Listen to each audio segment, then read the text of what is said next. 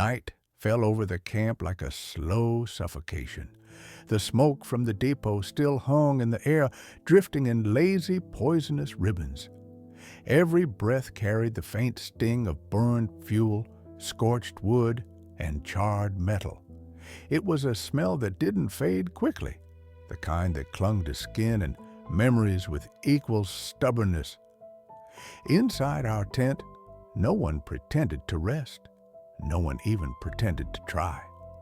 The canvas walls glowed faintly from the fires outside, the flickering orange light making everything look warped and unstable. Shadows moved in ways that didn't match our bodies. The air was thick with heat and tension.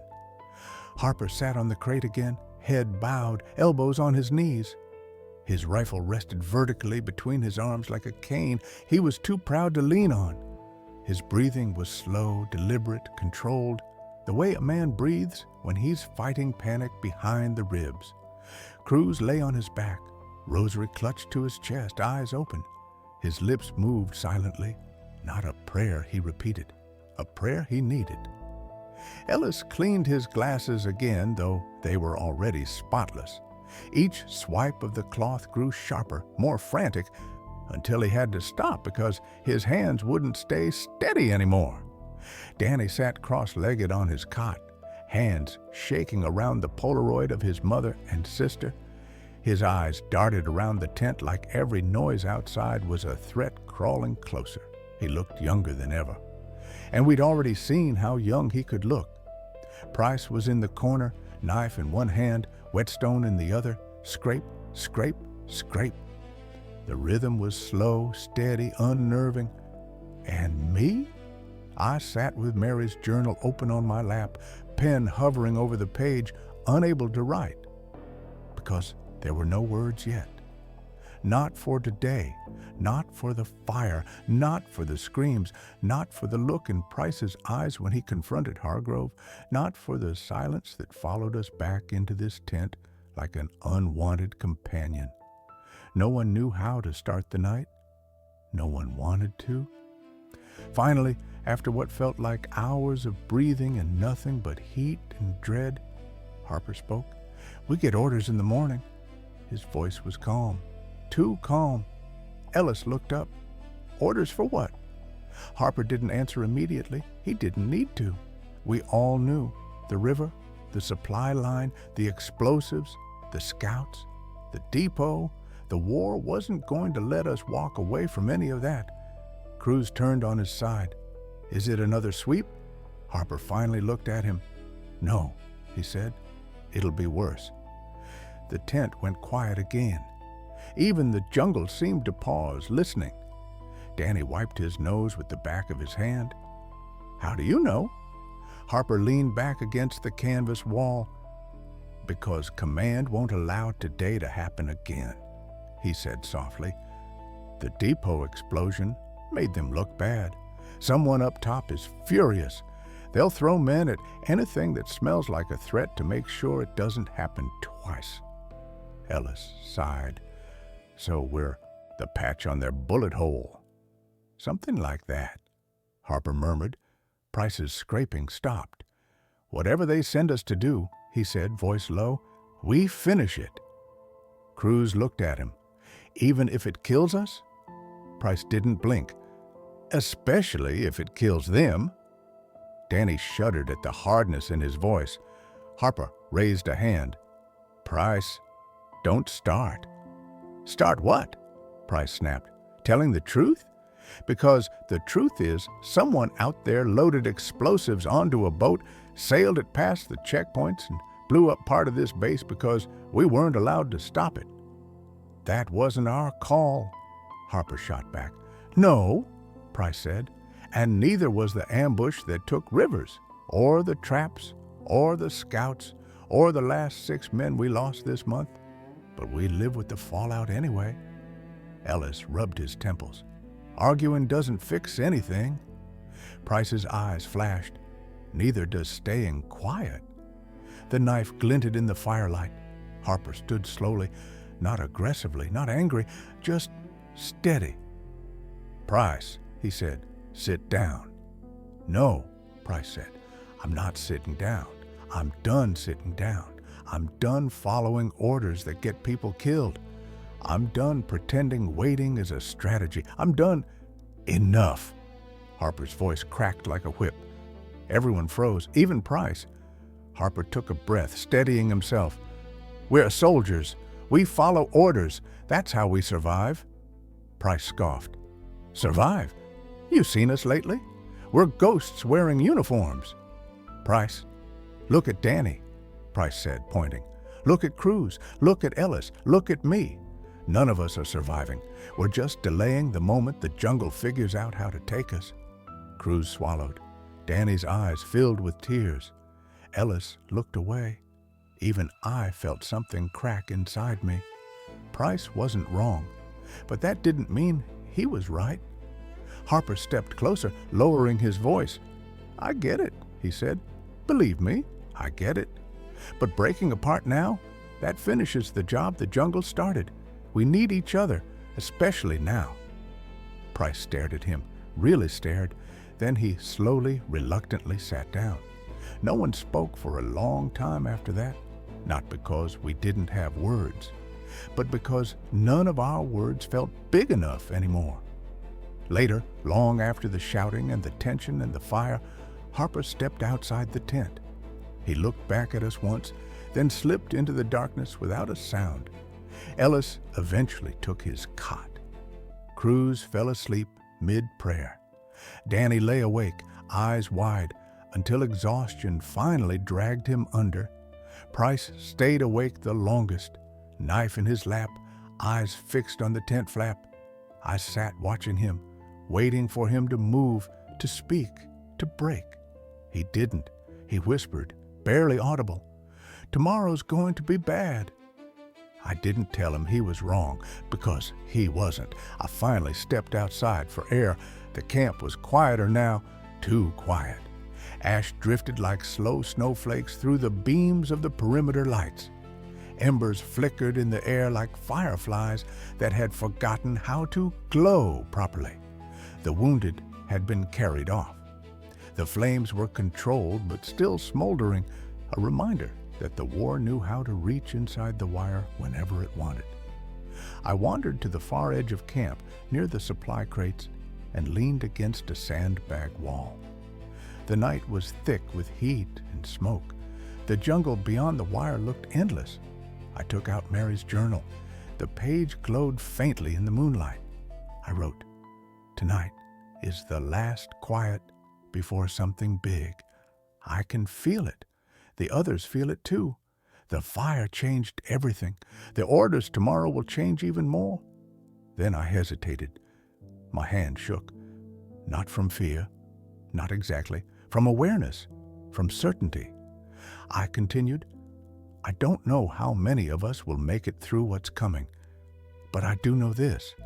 If this story ever reaches Mary, I hope she understands that I fought hard to get back to her, even when the war tried to turn me into someone she wouldn't recognize." The jungle hummed in the darkness, a low, unsettling drone. I closed the journal and whispered into the night, "Please let tomorrow be kind." But the jungle didn't answer. It never did. The only response was a distant owl cry, and the slow crackling of the depot ruins behind me. A reminder tomorrow had plans, big ones, deadly ones, and we were walking straight into them. Morning came without light.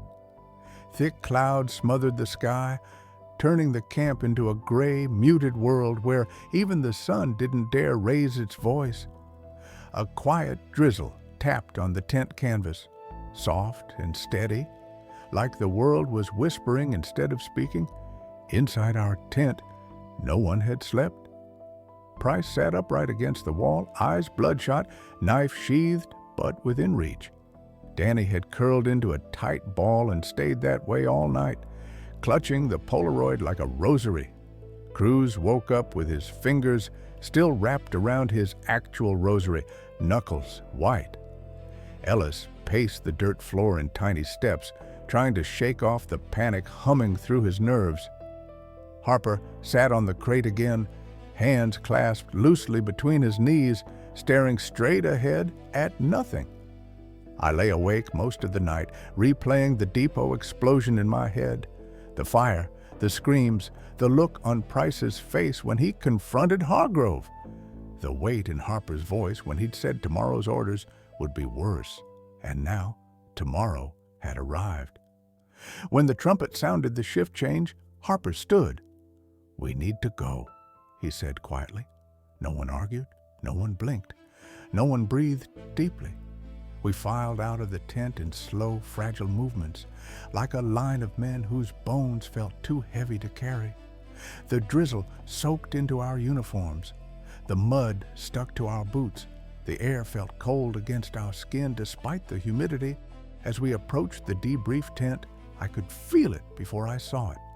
The tension, heavy, thick, hanging in the air like morning fog. When we walked in, Hargrove was standing over the map table again, but this time he wasn't calm. He wasn't steady. He was angry. Mallory stood beside him, jaw clenched, face unreadable. A large operations folder lay open on the table, pages marked with red pen. The sound of the rain tapping on the roof felt too gentle compared to the storm building in that room. Hargrove didn't wait for us to settle. "Take a seat," he said curtly. We sat on the low benches lining the wall. Danny kept his head down. Price stared straight at Hargrove. Ellis folded his hands to keep them from trembling. Cruz whispered something in Spanish under his breath. Harper sat tall, but his eyes were already bracing for impact. Hargrove cleared his throat. "Last night's explosion," he began, "was the most serious breach this base has suffered in 6 months. Silence. "We lost 2 men. 11 more are injured. 1 is critical." He rubbed his forehead. "And all of it traces back to a boat running explosives up the river." None of us blinked. Price didn't even shift. Hargrove continued. "Higher command wants immediate retaliation. They want to know where the supply line starts. They want to know who's moving the crates, and they want the operation stopped permanently." Price's jaw tightened. Harper asked quietly, "What does that mean for us?" Hargrove looked at him with an expression that said he hated the next sentence before it left his mouth. "You boys are going back." Danny inhaled sharply. Cruz's rosary beads clicked. Ellis stiffened. I felt my stomach drop. Price didn't blink. Harper didn't move. Hargrove set his hands on the table. "This time, you're not just observing, you're intercepting." Ellis broke the silence. "Interception? How?" "Find the source," Hargrove said. "Destroy it. If you make contact, eliminate it. You will be operating deep in hostile territory. Nearest backup is over 30 minutes away. You will be on your own." Danny's breathing quickened. Cruz whispered, "Madre de Dios." Price leaned forward, voice low and steady. "We tried to stop the last one. You didn't let us." Hargrove closed his eyes briefly. "I know." Price rose onto his feet. "You know?" he hissed. 2 men died last night because the order came too late, and now, you want us to fix it?" Mallory's voice snapped across the room. "Price, sit down." Price didn't look at him. He looked only at Hargrove, and Hargrove looked broken. Harper stood between them before anything could erupt again. "Enough. Sit," Harper said quietly. Price's fists clenched, but he sat. Hargrove rubbed his eyes again, voice cracking. "I'm not sending you out because I think you owe this camp something," he said. "I'm sending you because you're the only team who's been on that stretch of river. You're the only ones who know what the boat looked like. And you're the only ones who saw the scouts up close." He paused.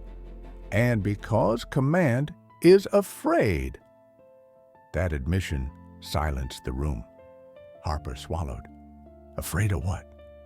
Hargrove slid a photo across the table, a grainy black and white surveillance photo. The boat. Same shape, same design, but loaded with twice as many crates. "We believe there's another shipment moving," he said. "Bigger, heavier, and sooner." Ellis cursed under his breath. "Jesus!" Danny covered his mouth again. His breathing was turning into tremors.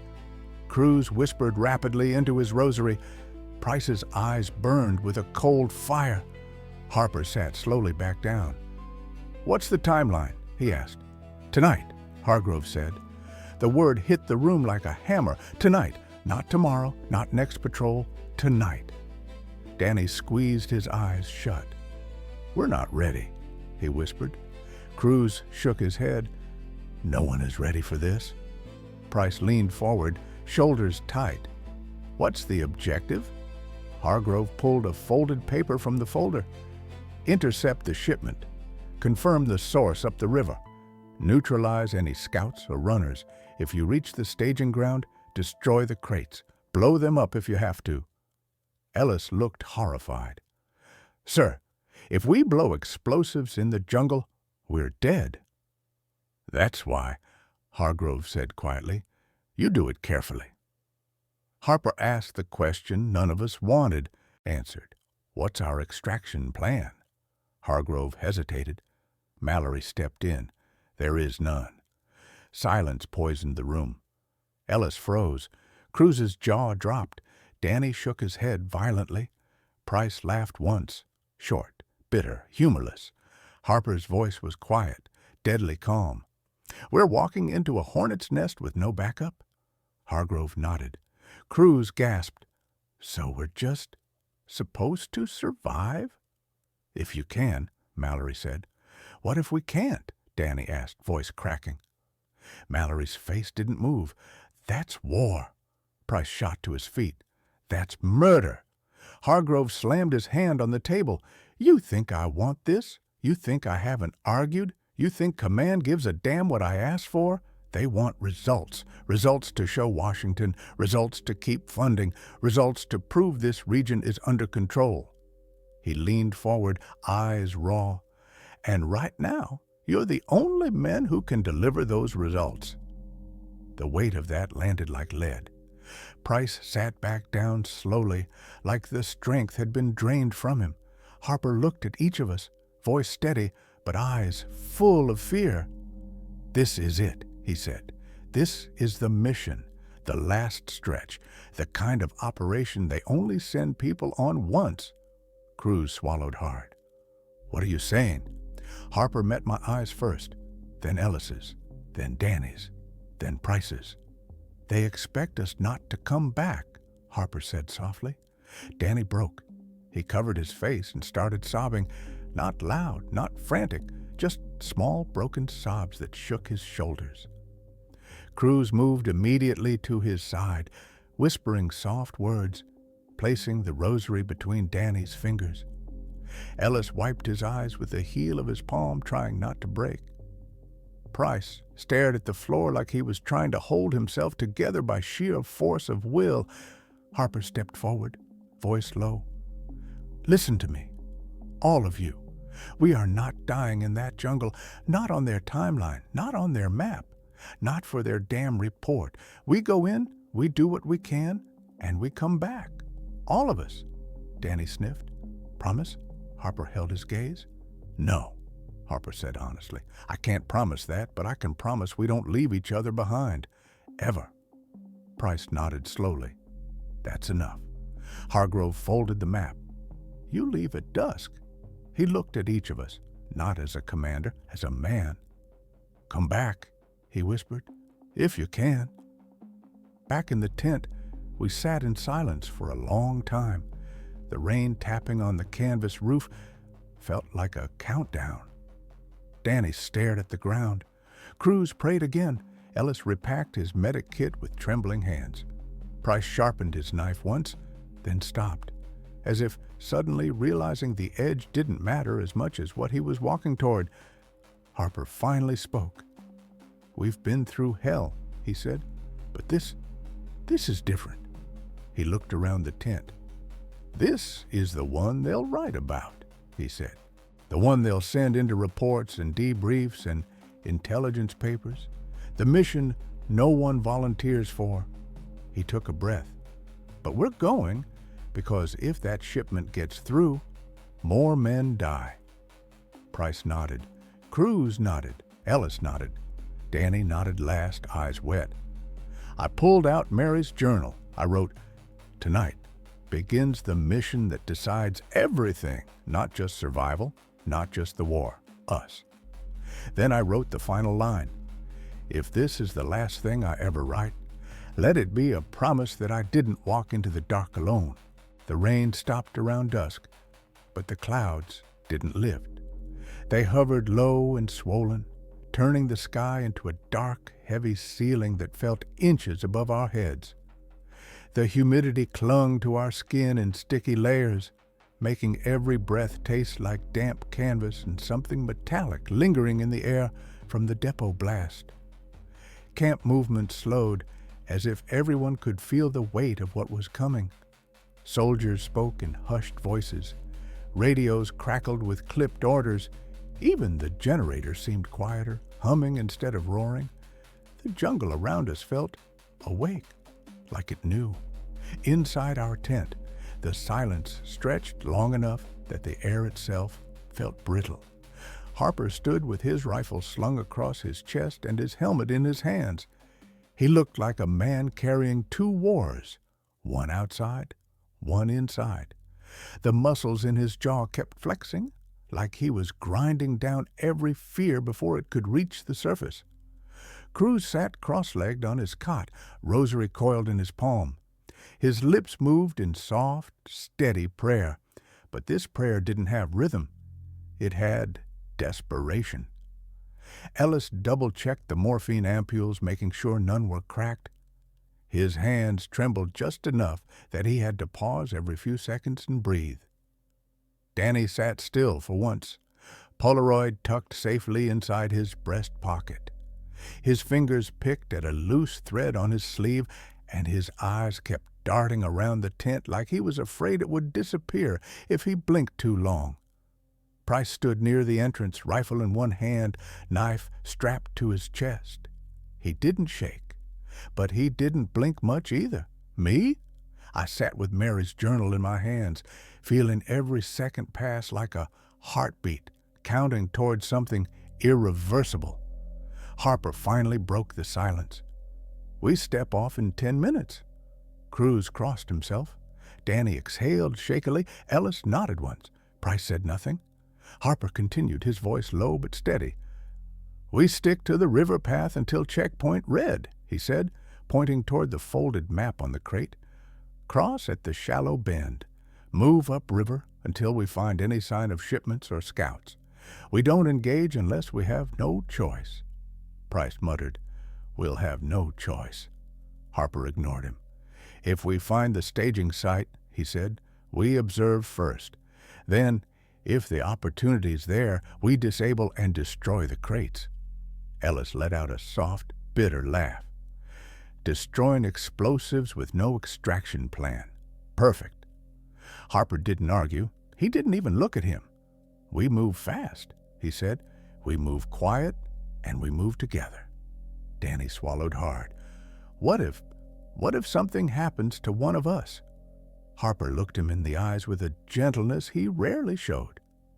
"Then we carry them," he said, "or we drag them, but we don't leave anyone behind, not tonight, not ever." Danny nodded, eyes glassy. Price stepped forward. "What about the enemy?" he asked flatly. Harper's voice was quiet. "We deal with them as they come." Cruz whispered, "They'll be waiting. The river isn't quiet by accident." Ellis added, "We're walking in blind. They're not." Silence washed through the tent again, thick and suffocating. Price finally broke it. "If this is the last thing we do," he said, "then we make it count." Harper looked at him for a long moment. Not a stare down. Something softer. Something sad. "This isn't our last thing," Harper said, "unless we let it be." We stepped outside. The entire camp felt different at dusk, like a stage before the curtain rises. The lights at the perimeter flickered faintly as the generator strained. Smoke smoldered from the ruins of the depot, casting long shadows that twisted across the dirt like dark hands crawling from the ground. The clouds above glowed a faint reddish gray, reflecting the last light of the sun in a way that made the world look bruised. Mallory met us at the edge of the courtyard. He held a radio and a map case, but for once he didn't look stern. He looked worried. "You've got your route," he said quietly. "The captain's given you as much time as he can before sending a recon check if you don't return." Harper nodded. Mallory hesitated. "Listen, be smart. Don't try to be heroes." Price scoffed. "Heroes died yesterday." Mallory's jaw tightened, but he didn't snap back. He stepped closer to Harper. "Bring them back," he said. "All of them." Harper gave the faintest nod. Mallory stepped aside. "Go." We crossed the perimeter wire and stepped into the jungle. The moment the foliage swallowed us, sound changed. Camp noise faded, jungle noise rose, a chorus of insects, rustling leaves, distant bird calls, but underneath it all, a low hum that didn't feel like wildlife. It felt like being watched. Harper led the way through thick vines, careful not to break anything loudly. Price stayed close behind him, scanning every angle with the intensity of a man who had already survived too many close calls. Ellis walked in the middle, constantly feeling the weight of the medic bag pulling on his shoulder. Cruz murmured soft reassurances to Danny, who stayed glued to Cruz's side. I brought up the rear, eyes darting between the shadows ahead and the silence behind us. Every step sank into damp earth. Every breath felt too loud. Every rustle of leaves made Danny twitch. Every branch creak made Cruz flinch. Every shadow made Price reach for his knife. We moved for nearly 20 minutes before reaching the river. Even in the fading light, the water looked sickly, a murky brown ribbon reflecting the gray sky. The air above it smelled like algae, dead foliage, and faint gasoline. The river whispered, slinking past us like something alive. Harper crouched behind a fallen log and scanned the bank with binoculars. "Clear," he whispered. We followed him along the tree line, boots sinking into the mud. Danny whispered, "I hate this place." Cruz made the sign of the cross. "The water is cursed." Ellis muttered, "Everything here is cursed." Price said nothing. The river bent left, narrowing under a canopy of heavy branches. Harper held up a fist, signaling a stop. We crouched, listened. Something moved across the water, soft, slow. Price leaned forward, pointing. A faint shape drifted through the dim light, a large branch or a log. Ellis exhaled shakily. "Just debris." Harper nodded. "Keep moving." We did. Silence settled again. Unnatural silence, the kind that presses against the ears. Then, a sound, softer than a breath, a twig snapping. We froze. Harper motioned for everyone to get low. Cruz pulled Danny down. Ellis crouched so fast he nearly fell. I pressed against a tree trunk. Price didn't crouch. He stepped forward. "Show yourself," Price whispered. Harper hissed, "Price!" Too late. Another twig snapped. This time closer. Price raised his rifle. Something shifted in the brush ahead. Then, a wild boar burst through the vines, charging past us in a panic. Cruz yelped. Danny fell backward. Ellis gasped. Price lowered his rifle slowly, jaw clenched so hard it trembled. Harper's voice was a harsh whisper. "Are you out of your mind?" Price didn't look at him. "That wasn't what I heard," Price said. Harper stepped closer, eyes burning. "You pull a stunt like that again," he whispered, "and you're going to get someone killed." Price finally turned toward him. "I'm trying to keep us alive," he said, "even if you're afraid to act." The words hit like a slap. Cruz gasped. Danny's breath caught. Ellis stepped between them instinctively. Harper's expression didn't change, which made it worse. Afraid? Harper whispered. You think that's what this is? You hesitated last time, Price said. And look what happened. Harper didn't blink. I'm not hesitating, he said quietly. I'm leading.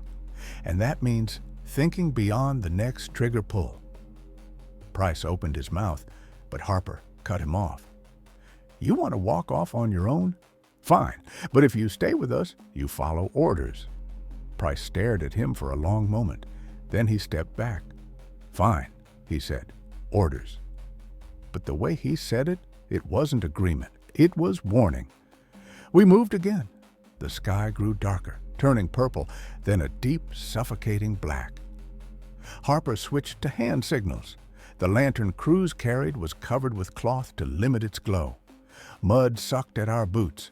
Mosquitoes swarmed our necks. The river whispered louder. Danny muttered, I can't breathe. I can't breathe. Until Cruz placed a steadying hand on his shoulder.